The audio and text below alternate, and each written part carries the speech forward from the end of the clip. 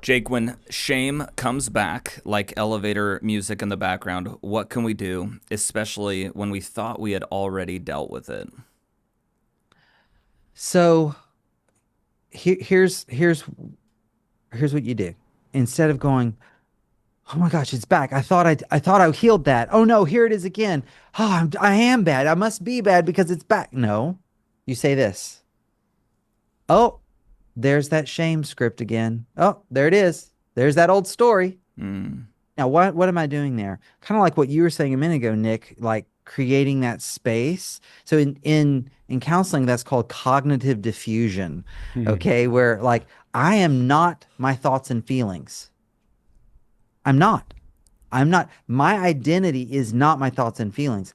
I have thoughts and feelings. And so just saying, instead of saying I'm bad, what's wrong with me, going, I'm having the thought that I'm bad. There's a little bit of space right there. mm, I'm having the thought that I'm bad. And then when I go, oh, there it is again, it in a healthy way, I'm minimizing what it is.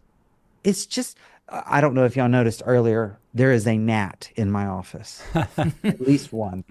Yeah, I won't go off on the gnats, but and I was like, I had to bat it away. I was trying not to because I know we're filming this, but I was batting this gnat away. And it's like, oh, there's that gnat again. Oh, there's that shame again. mm. Move forward. There it is again. Move forward. Because if I, the degree to which I give it space is going to feed it and give it power. That's why the analogy of the monster in the closet is important.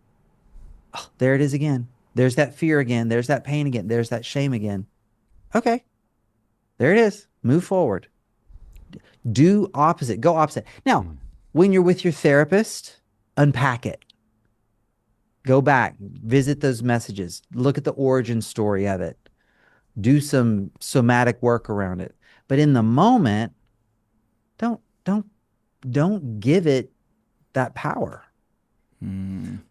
What you're saying makes me think of a talk I've heard by Dr. Kurt Thompson, and I know we all appreciate him, but Mhm. he's got this very layered way of thinking, and when he describes it, this makes total sense. It probably won't when I describe it, but he says something like how important it is to be aware that we're aware of what we're aware of. So like there's these Mm. layers of like, oh, how am I feeling about what I'm feeling about my feelings? And that's what you're describing, because I think in those moments what can happen is we feel shame again, and we're actually now ashamed of the shame that we're feeling.